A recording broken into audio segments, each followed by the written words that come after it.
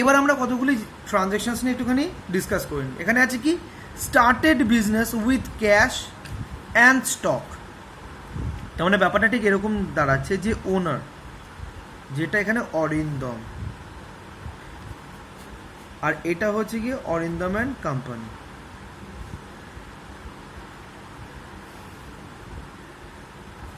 এটা হচ্ছে Arindam and company. ও এই বিজনেসটাকে স্টার্ট করছে এবং স্টার্ট করার সময় কী কী দিচ্ছে? ক্যাশ দিচ্ছে, স্টক দিচ্ছে, ঠিক আছে। তাহলে এইটার জার্নাল এন্ট্রি কী হবে? একটা জিনিস মাথায় রাখবি, বিজনেস করার জন্যে অরিন্দম বা ওনার বা প্রপার্টার যাই বল, যা যা জিনিস দেবে সবগুলোকেই ক্যাপিটাল হিসেবে কনসিডার করা হবে। ইভেন এখানে মোটর সাইকেল ওই হ্যান ত্যান অনেক কিছু থাকতে পারে। তার মানে মাথায় রাখবি, যখন ওনার তার বিজনেসকে যা দেবে বিজনেসটা করার জন্য, সেই সমস্ত জিনিসগুলোকে কি কনসিডার করা হবে? ক্যাপিটাল, ঠিক আছে। তাহলে এবার এখানে কি কি অ্যাকাউন্ট আসবে? একটা ক্যাশ আসবে, ক্যাশ অ্যাকাউন্ট ওয়ার্ড যদি পিক করি, এই একটা এলো, একটা স্টক এলো, আর একটা ক্যাপিটাল, ঠিক আছে। এইবার cash Real comes in debit, stock তাও রিয়াল তাও কামস ইন, কারণ বিজনেসের অ্যাসেট তো স্টক, ঠিক আছে। আর এটাও তাই ডেবিট। আর capital representative personal account giver credit. তাহলে জার্নাল কি এসে বললো? Cash account debit, stock account debit to capital. এখানে অ্যামাউন্টসগুলো লিখে দিই। স্টক কত দিয়েছিল? ক্যাশ দিয়েছিল 50,000, স্টক দিয়েছিল 40,000, আর সব মিলে ক্যাপিটাল হচ্ছে 90,000। তাহলে ক্যাশ 50, 40, 90। স্টক 40,000 মানে স্টক এই যে 40,000 টাকা স্টক দিয়েছে, লিখেছিস তো? টাকা স্টক ছিল আগের থেকে 40,000 টাকা। হয়তো নিজে কিনে নিজের টাকাতে কিনেছে। একটা হয় টাকা এখানে দিল, তারপর বিজনেস কি করলো? স্টক কিনলো। আরেকটা হতে পারে যে নিজের টাকায় স্টক কিনে বিজনেসকে দিল করার জন্য। তো বিজনেসটা কি পেলো? আলটিমেটলি ওনারের কাছ থেকে স্টক পেলো, এই জন্য স্টকটাকে ডেবিট করলো। বুঝতে পেরেছিস? এবার এটা দেখ, খুব ভালো একখানা transactions. Salaries due to office manager, মানেটা কি? অর্থাৎ 1 বছর কাজ করার পর এই অফিস ম্যানেজারের স্যালারি পাওয়ার অধিকার, that is right to received, arise হয়েছে। রাইট টু রিসিভ অ্যারাইজ হয়েছে, ভালো মতন বুঝবি। Salaries due to office manager, অফিস ম্যানেজারকে যে 6,000 টাকা স্যালারি দেওয়ার কথা সেটা ডিউ হয়েছে, বুঝতে পেরেছিস? সেটা এখনো পর্যন্ত তার মানে দেওয়া হয়নি, তার মানে সেটা এখনো পর্যন্ত দেওয়া হয়নি, ডিউ হয়ে গেছে, এখনো দেওয়া হয়নি। তার মানে সেটা কি? আমাদের কাছে একটা লাইবিলিটি, কথাটা বুঝতে পেরেছিস? দিতে হবে। তাই এইখানে কি করতে হবে? স্যালারি একটা অ্যাকাউন্ট খুলতে হবে, স্যালারি অ্যাকাউন্ট। মানে কি কারণে আমার লাইবিলিটিটা অ্যারাইজ হয়েছে? তো স্যালারি জন্য আমার লাইবিলিটিটা অ্যারাইজ হয়েছে। তাহলে স্যালারি নমিনাল এক্সপেন্স ডেবিট, ঠিক আছে। আর এইখানে বাকি আউটস্ট্যান্ডিং, আর আমরা শিখেছিলাম যে যখনই নমিনাল অ্যাকাউন্টের সাথে আউটস্ট্যান্ডিং বা প্রিপেড এগুলো অ্যাড হয়ে যায় তখন সেটা রিপ্রেজেন্টেটিভ পার্সোনাল অ্যাকাউন্ট হয়ে যায়। অর্থাৎ এখানে এসে পড়বে আউটস্ট্যান্ডিং স্যালারি, যার নিচে নাম কে আসবে? অফিস ম্যানেজার, ঠিক আছে। তার মানে এটা কি আসছে? Natural personal account. সে অ্যালাউ করেছে বা পারমিশন দিয়েছে বলেই তো বিজনেসের দিক দিয়ে তুই কাল দিবি এই চিন্তাভাবনাটা করতে পেরেছিস। তার মানে সে গিভার, মানে সে পারমিশন দিয়েছে যে তুমি কালকে দিতে পারো আজকে না দিয়ে। তাহলে গিভার হলে ক্রেডিট হয়। তা অ্যামাউন্ট কত আসবে? 6,000, ঠিক আছে। তাহলে এই জায়গাটায় জার্নালটা কি এলো? Salary account debit two outstanding salary, যেটা নিচে অবভিয়াসলি অফিস ম্যানেজার লেখা থাকবেই 6,000 বুঝতে পেরেছিস?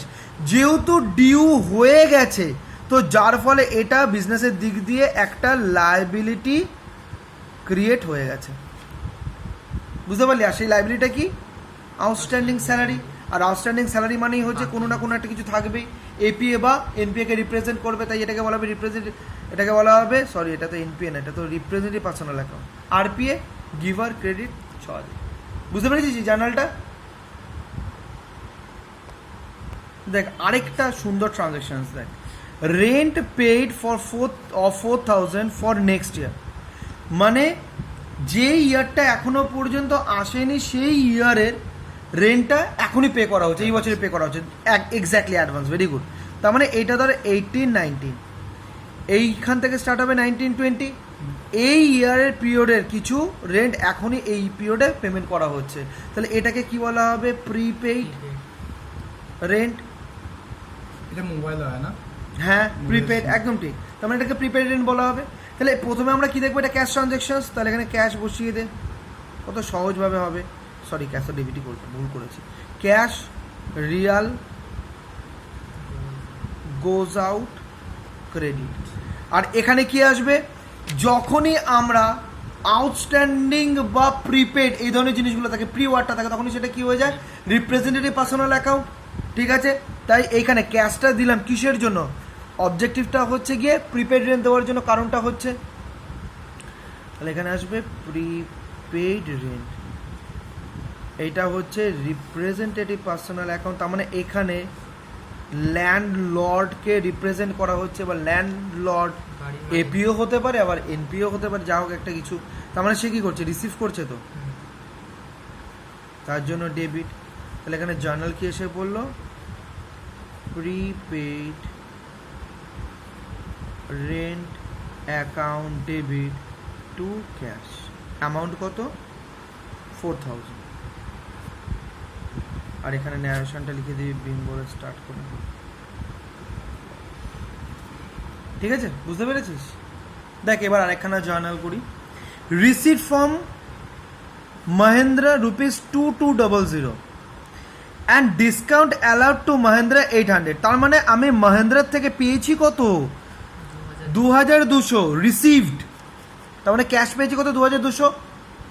আর ওনাকে 800 টাকা ডিসকাউন্ট দিয়েছি, তার মানে ডিসকাউন্ট অ্যালাউড কত? 800। তাহলে ওনা থেকে টোটাল পেতাম কত? 3,000। তো তাই তো, আজকে একজনের থেকে 3,000 পেলে সে না 2,200 ওনার থেকে নেবো, আর বাদ বাকিটা ডিসকাউন্ট দিতে পারবো। তাহলে এখানে কি আসবে? একটা আসবে cash account real comes in, তাই ডেবিট।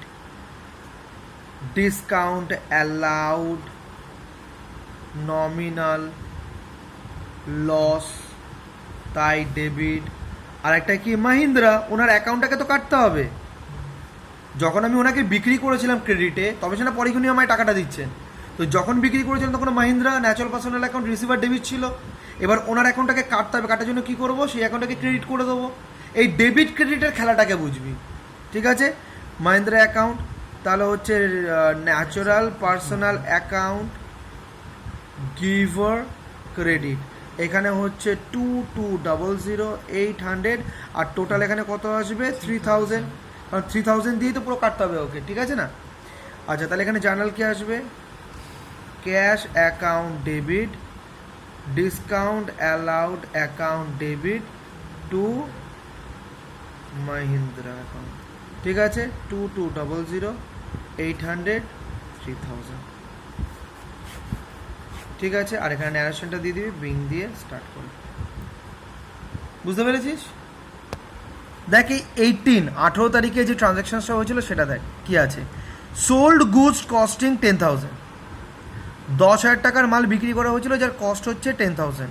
এবার যে বিক্রি করবে সে তো আর কস্টেই বিক্রি করবে না, সে তো নিচে কিছু প্রফিট রাখবে। তাহলে প্রফিটটা কত করছে? কাকে বিক্রি করছে? টু রবীন্দ্র ইনভয়েসড অ্যাট, ইনভয়েস মানে হচ্ছে সেল প্রাইস কততে? 20% অ্যাবাভ কস্ট, মানে 10,000 তার সাথে ওরা অ্যাড করছে কত? 20% অ্যাবাভ কস্ট, কস্টের উপর 20% চাপাচ্ছে, কিসের জন্য? প্রফিট হিসেবে, ঠিক আছে? তারপর বলছে লেস 5% ডিসকাউন্ট, অর্থাৎ যেইটা ইনভয়েস প্রাইস আসছে 10,000-এর ওপর 20% চাপিয়ে সেটা থেকে আবার 5% ট্রেড ডিসকাউন্ট দিচ্ছে। কথাটা বুঝতে পারলি? তাহলে এটা একটা করে নিই আমরা। তাহলে ব্যাপারটা কি হলো, কস্ট কত, কস্ট 10,000 অ্যাড প্রফিট 20%। 10,000-এর 20% যেটা আসছে 2,000। তাহলে এই যে 12,000 এটাকে বলা হবে invoiced price or sale price, ঠিক আছে, অথবা ট্যাগ প্রাইস, যাই বল, লিস্ট প্রাইস। List price. এরপর এর থেকে আবার লেস 5%। টিডি 5%। তাহলে 12,000-এর ওপর 5% চার্জ করলে কত আসে, 12,000-এর উপর 5% যদি আমি চার্জ করি আসে 600, ঠিক আছে। তাহলে এখান থেকে যেটা বেরোবে 11,400। এইটা এখানে না সেল প্রাইসটাকে এখানে সরিয়ে দে, এইটাকে রাখ সেল প্রাইস, ঠিক আছে, বুঝতে পারলি? তাহলে এখানে কটা কটা অ্যাকাউন্ট আসবে, একটা সেল, ঠিক আছে, আর একটা হচ্ছে আর কিছু না, সেল বলেই আসবে। আর এটা আমি ধরে নিচ্ছি এটা ক্যাশ ট্রানজ্যাকশানস হচ্ছে, ঠিক আছে। তাহলে ক্যাশ আসবে, তাহলে এটা কী আসবে দেখ, টিডি তো আসে না কোনো অ্যাকাউন্টে, তাহলে ক্যাশে বিক্রি করছিস তাই ক্যাশ অ্যাকাউন্ট এবার ডিরেক্টলি করছে, cash account debit to sale. কেন সেলটা ক্রেডিট হলো, এবার আস্তে আস্তে তোদেরকে নর্মালিটিতে আমি নিয়ে যাবো। সেলটা কেন, সেল নমিনাল অ্যাকাউন্ট ইনকাম তাই ক্রেডিট। তাহলে 11,400 11,400, বুঝতে পারলি? কোনো অসুবিধা? এটা আরেকটা ট্রানজ্যাকশানস আমরা দেখি, খুব ভালো ট্রানজ্যাকশানসটা, সেটা হচ্ছে pay 20,000 as security deposit two landlord. আগে এটার মানেটা প্র্যাকটিক্যালি বুঝি। আজকে ধর অরিন্দম অ্যান্ড কোম্পানি এটা খুলবে, এবার খোলার ক্ষেত্রে ওর একটা বাড়ি দরকার, ঠিক আছে, এটা জেনারেলি সব জায়গাতেই হয়, বাড়ি দরকার। এবার সেই বাড়িটা আমি ধরে নিচ্ছি এখানে ধর দাদার, আমার, ঠিক আছে, ও কোম্পানি খুলবে, ওর কাছে বাড়ি নেই, ও আমাকে বললো দাদা তুমি তোমার এই বাড়িটা আমাকে ভাড়াতে দেবে। কেন, ঠিক আছে ভাড়াতে দেবো, কোনো অসুবিধা নেই। এবার আমি যখন ওকে ভাড়াতে দেব না, যখন আমি ওকে রেন্টে দেব, একটা তোর থেকে আমি রেন্ট তো নেবো প্রত্যেক মাসে মাসে, আরেকটা না সিকিউরিটি ডিপোজিট একদম অ্যাডভান্স হিসাবে একটা টাকা নেওয়া হয়, ঠিক আছে, যেটাকে বলা হয় সিকিউরিটি ডিপোজিট। এটা কেন নেওয়া হয়, যে তুই বলার পর যদি না আসিস, আমি তো আরেকজনকে দিতে পারলাম না, তারপর হয়তো তুই কিছু একটা ক্ষতি করে দিলি, তারপর পরে বলে আমি টাকাটা দেবো না, এই জন্য আগেই একটা অ্যাডভান্স হিসেবে টাকাটা নিয়ে নেওয়া হয়। বা পরে গিয়ে বলা যেতেই পারে যে তোর যখন এখন রেন্ট দেওয়ার টাকা নেই, তোর যেটা সিকিউরিটি ডিপোজিট দেওয়া আছে আমার কাছে, সেখান থেকে আমি পুরো ব্যাপারটা কেটে নিচ্ছি, মেকআপ করে নিচ্ছি।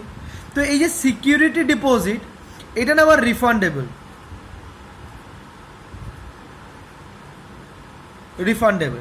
ধর আজকে তুই আসার পর যতদিন এখানে বিজনেস করেছিলি ততদিনে যদি তুই রেন্ট আমায় পে করে দিস, যখন তুই এখান থেকে ছেড়ে চলে যাবি তখন যে সিকিউরিটি ডিপোজিটটা তুই আমায় দিয়েছিলি সেটা আমি আবার তোকে ফেরত দিয়ে দেবো। তার মানে সোজা কথা বুঝতে পারছি যে সিকিউরিটি ডিপোজিটটা তোর একটা জিনিস আমার কাছে রয়ে গেছে, ঠিক আছে, তাহলে তোর একটা জিনিস আমার কাছে থেকে যাওয়া মানে হচ্ছে এটা একটা অ্যাসেট, ঠিক আছে। তাহলে সিকিউরিটি ডিপোজিটটা কি, একটা অ্যাসেট। তাহলে এইটা কি ক্যাশ ট্রানজ্যাকশন, যেহেতু সিকিউরিটি ডিপোজিটটা ক্যাশের মাধ্যমে হচ্ছে, তাহলে cash real account goes out credit, আর সিকিউরিটি ডিপোজিট, ঠিক আছে, এইটা কি রিয়েল অ্যাকাউন্ট কামস ইন, তোর একটা অ্যাসেট ক্রিয়েট হচ্ছে যেটা দাদার কাছে আছে, এটা হচ্ছে ডেবিট। তাহলে আলটিমেটলি জার্নালটা কি হলো, security deposit account debit two cash, যত অ্যামাউন্ট আছে 20,000 এইটা অনেকটা না ওই টাকা দিয়ে সোনা কেনার মতন, কোনো একটা অ্যাসেট কেনার মতন, যে আমি টাকা দিলাম তার পরিবর্তে আমি এই বেনিফিটটা নিচ্ছি, অর্থাৎ তোমার থেকেই পুরো বাড়িটা পাওয়ার জন্য পুরো বুক করে ফেললাম, বুকড, আর কাউকে তুমি দিতে পারবে না, তোমার একটা রাইট তৈরি হলো আমার কাছে। তার মানে এই সিকিউরিটি ডিপোজিট মানে একটা কি বোঝাচ্ছে, রাইট, অধিকার, যে তুমি এটা অন্য কাউকে দিতে পারবে না ভাড়া, বুঝতে পারলি? তার রাইট মানে হচ্ছে একটা কি অ্যাসেট, তাই security deposit real comes in debit. আর তোর তাহলে cash। যদি এর মধ্যে কোনো রকম ক্ষতি হয় তাহলে ক্ষতিটা কার হবে? এখানে যদি তোর গাফিলতিতে কোনো ক্ষতি হয় তাহলে আমি কি করব? তোর যে সিকিউরিটি ডিপোজিটটা আমার কাছে আছে সেখানে আমি টাকাটাকে কেটে নেবো। তোর দোষে হয়েছে, তুই ক্রিকেট খেলতে গিয়ে জানালার কাজ ভেঙে ফেলেছিস, ক্রিকেট তুই খেলি। পয়সা নিয়ে দিবি। তাহলে কোনো রকম অসুবিধা নেই তো এইটুকুনের মধ্যে। আচ্ছা